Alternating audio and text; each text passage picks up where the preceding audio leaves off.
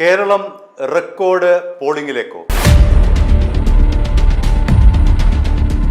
ഈ video shoot ചെയ്യുന്നത് voting ദിവസമായ ഇന്ന് വൈകുന്നേരം 6:40 5:30 വരെയുള്ള കണക്കുകളാണ് നമുക്ക് പുറത്തു വന്നിരിക്കുന്നത്.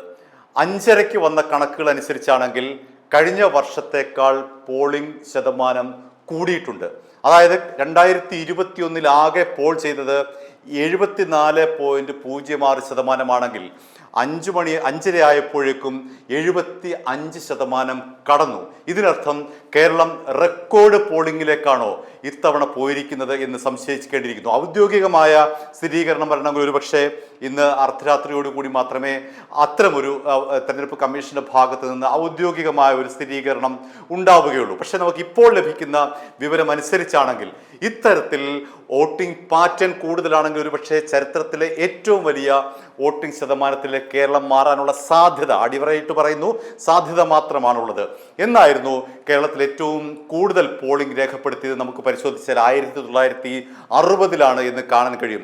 85.72% 1960 കേരളത്തിലെ വോട്ടിംഗ് ശതമാനം. പിന്നീട് രണ്ടാമതായി വന്നിട്ടുള്ളത് 1987 അന്ന് 80.5%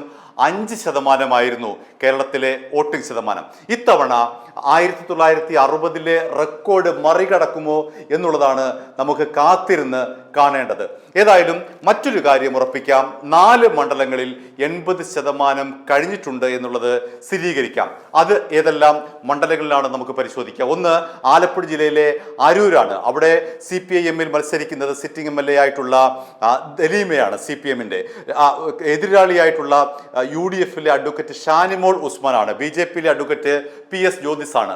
ഇതാണ് അരൂരാണ് 80% കടന്ന ഒരു മണ്ഡലം. മറ്റൊന്ന് എറണാകുളം ജില്ലയിലെ കുന്നത്തുനാടാണ്. അവിടെ advocate PV Sreenijan sitting MLA LDF-ന് മത്സരിക്കുന്നു. VP സജീന്ദ്രനാണ് അവിടെ കോൺഗ്രസിന്റെ എതിരാളി.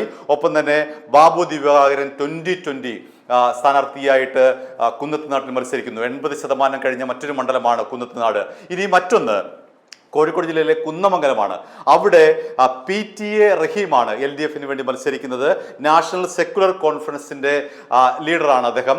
അവിടെ LDF സ്ഥാനാർത്ഥി അദ്ദേഹമാണ്. ഒപ്പം തന്നെ അദ്ദേഹം സിറ്റിംഗ് MLA കൂടിയാണ്. MA റസാഖാണ് അദ്ദേഹത്തിന്റെ മുഖ്യ എതിരാളിയായ UDF-ലെ മുസ്ലിം ലീഗിലെ MA റസാഖ് അദ്ദേഹത്തിനെതിരെ മത്സരിക്കുന്നു. BJP-യിലെ VK സജീവാണ്. ഇനി മറ്റൊരു 80% കടന്ന മണ്ഡലം പാലക്കാട് ചിറ്റൂരാണ്. അവിടെ LDF-ലെ അഡ്വക്കേറ്റ് മുരുകദാസ് ആണ്. ഇന്ത്യൻ സോഷ്യലിസ്റ്റ് ജനതാ ദളിലെ LDF സ്ഥാനാർത്ഥിയാണ് അദ്ദേഹം. ഒപ്പം അഡ്വക്കേറ്റ് സുരേഷ് അച്യുതനാണ് കോൺഗ്രസിന് വേണ്ടി അവിടെ മത്സരിക്കുന്നത്. BJP-യിലെ പ്രണേഷ് രാജേന്ദ്രനാണ് അവിടെ BJP സ്ഥാനാർത്ഥിയായി മത്സരിക്കുന്നത്. ഈ 4 80%-ലധികം വോട്ടിംഗ് നടന്ന മണ്ഡലങ്ങൾ. ഇനി മറ്റൊരു പ്രധാനപ്പെട്ട ഒരു കാര്യം, കേരളം ഉറ്റുനോക്കുന്ന ഒരു 5 മണ്ഡലങ്ങൾ ഏതാണെന്ന് നമുക്ക് പരിശോധിക്കാം. ഒന്ന്, BJP ഏറ്റവും കൂടുതൽ പ്രതീക്ഷ വെച്ച് പുലർത്തുന്ന പാലക്കാടാണ്. അവിടെ ശോഭാ സുരേന്ദ്രനാണ് BJP-യുടെ സ്ഥാനാർത്ഥി. ശോഭാ സുരേന്ദ്രൻ ഒരു ക്രൗഡ് പുള്ളറാണ്. ശോഭാ സുരേന്ദ്രൻ മത്സരിച്ച എല്ലായിടത്തും തന്നെ അവർക്ക് വോട്ടിംഗ് ശതമാനം ഉയർത്താൻ അവർക്ക് കഴിഞ്ഞിട്ടുണ്ട്. ശോഭാ സുരേന്ദ്രനെ വലിയ പ്രതീക്ഷയോടുകൂടിയാണ് BJP കാണുന്നത്. മറ്റൊന്ന്, BJP-യുടെ വലിയ വിജയപ്രതീക്ഷയായ BJP ആദ്യമായി കേരളത്തിൽ അക്കൗണ്ട് തുറന്ന നേമമാണ്. അവിടെ BJP-യുടെ സംസ്ഥാന അധ്യക്ഷനായിട്ടുള്ള രാജീവ് ചന്ദ്രശേഖർ മത്സരിക്കുന്നു. രാജീവിന്റെ പ്രതീക്ഷ എത്രത്തോളം ഉണ്ട് എന്നുള്ള ആകാംക്ഷയിൽ രാഷ്ട്രീയ കേരളം കാത്തിരിക്കുന്നു. മറ്റൊന്ന് വട്ടിയൂർക്കാവാണ്.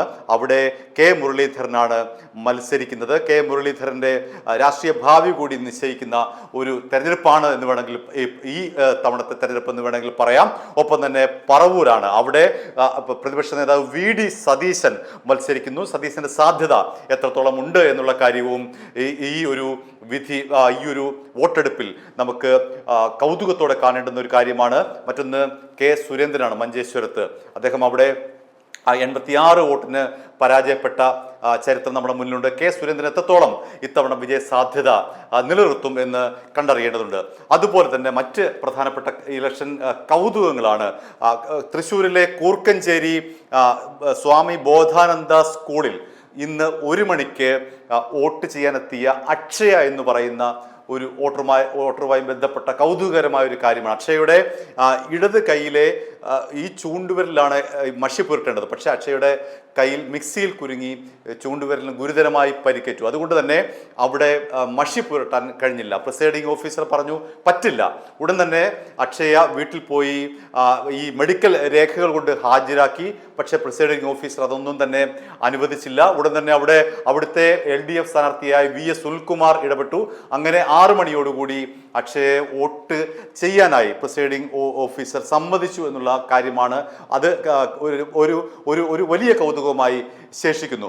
മറ്റൊന്ന്, ചിറ്റൂരിൽ LDF സ്ഥാനാർത്ഥിക്ക് വോട്ട് അഭ്യർത്ഥിച്ച് അവിടുത്തെ BJP സ്ഥാനാർത്ഥി പ്രണേഷ് രാജേന്ദ്രൻ്റെ ഔദ്യോഗിക ഫേസ്ബുക്ക് പേജിൽ വോട്ട് അഭ്യർത്ഥന വന്നതാണ്. LDF സ്ഥാനാർത്ഥി അഡ്വക്കേറ്റ് V മുരുകദാസിന് വേണ്ടിയിട്ടാണ് ഈ BJP സ്ഥാനാർത്ഥിയുടെ ഔദ്യോഗിക ഫേസ്ബുക്ക് പോസ്റ്റിൽ LDFന് വേണ്ടി വോട്ട് അഭ്യർത്ഥന വന്നത്.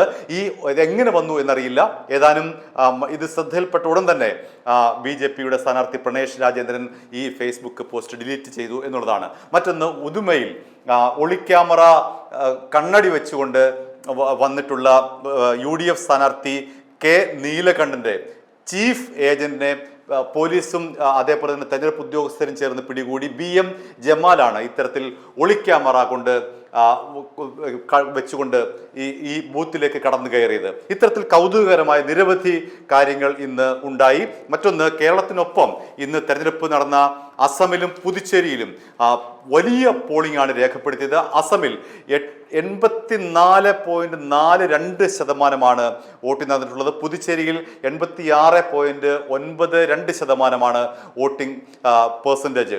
ഇത് ജനാധിപത്യത്തോടുള്ള ജനങ്ങളുടെ കൂറ് കൂടുതൽ വിളിച്ചറിയിക്കുന്നതാണ്. അസം പോലുള്ള ഒരു റിമോട്ടായിട്ടുള്ള ഒരു സംസ്ഥാനത്ത് ഇത്രയധികം പോളിംഗ് നടന്നത് വലിയ അത്ഭുതമായി തന്നെ, ജനാധിപത്യത്തിൻ്റെ വിജയമായി തന്നെ നമുക്ക് കാണേണ്ടതുണ്ട്. മറ്റൊന്ന്, കേരളവുമായി ബന്ധപ്പെട്ട് പറയേണ്ടുന്ന പ്രധാനപ്പെട്ട ഒരു കാര്യം, നേരത്തെ പാലക്കാട് സൂചിപ്പിച്ചുവല്ലോ, അവിടെ ഒരു അഡീഷണലായിട്ട് കൂട്ടിച്ചേർക്കേണ്ട ഒരു കാര്യം, അവിടുത്തെ UDF സ്ഥാനാർത്ഥി രമേശ് പിഷാരടിക്കെതിരെ ഒരു യുവതി പരാതിയുമായി വന്നു. ആ പരാതിയുമായി ബന്ധപ്പെട്ട് രമേശ് പിഷാരടി കാര്യമായി പ്രതികരിക്കാൻ തയ്യാറായില്ല. ഇന്നും ആ വിഷയം സജീവമായി വന്നെങ്കിലും അതേക്കുറിച്ച് പ്രതികരിക്കാൻ തയ്യാറായിട്ടില്ല. അതിൻ്റെ നിജസ്ഥിതി എന്താണ് എന്നുള്ള കാര്യം രാഷ്ട്രീയ കേരളം കൗതുകത്തോടു കൂടി കാത്തിരിക്കുകയാണ്. മറ്റൊന്ന്, അഖിൽ മാരാറിൻ്റെ 6 ലക്ഷം ഫോളോവേഴ്സ് ഉള്ള പിന്നീട് ഇൻസ്റ്റാഗ്രാം പേജ് ഇന്ന് ഡിലീറ്റായി പോയിരിക്കുകയാണ്. അദ്ദേഹം സൈബർ പോലീസിനെതിരെ വലിയ തോതിൽ വിമർശനം ഉന്നയിച്ചിരിക്കുകയാണ്. ഇതിനെതിരെ പരാതി നൽകും എന്ന് അഖിൽ മാരാർ പറഞ്ഞിട്ടുണ്ട്. ഇത്തരത്തിൽ കൗതുകവുമായ നിരവധി കാര്യങ്ങൾ. ഏതായാലും നമുക്ക് കാത്തിരിക്കാം എത്ര ശതമാനമാണ് ഇത്തവണ കേരളത്തിലെ പോളിംഗ്. റെക്കോർഡ് ഇത്തവണ ഇടുമോ? അങ്ങനെയെങ്കിൽ ചരിത്രം പരിശോധിച്ച് നോക്കിയാൽ പോളിംഗ് കൂടുമ്പോഴെല്ലാം തന്നെ UDFന് അനുകൂലമായിട്ടുള്ള ഒരു തരംഗമാണ് ഉണ്ടായിട്ടുള്ളത്, വിധിയെഴുത്താണ് ഉണ്ടായിട്ടുള്ളത് എന്ന് നമുക്ക് പരിശോധിച്ചാൽ മനസ്സിലാകും. അങ്ങനെ പോളിംഗ് ശതമാനം കൂടുന്നത് UDFന് ഇത്തവണയും അനുകൂലമാകുമോ എന്നുള്ളതാണ് രാഷ്ട്രീയ കേരളം ഉറ്റുനോക്കുന്ന ഏറ്റവും പ്രധാനപ്പെട്ട ഒരു കാര്യം. i2i News, an eye for truth. i2i News subscribe ചെയ്തിട്ടില്ലാത്തവർ ഇപ്പോൾ തന്നെ സബ്സ്ക്രൈബ് ചെയ്യുക. നോട്ടിഫിക്കേഷൻ ലഭിക്കുവാൻ ബെൽ ബട്ടണും അമർത്തുക.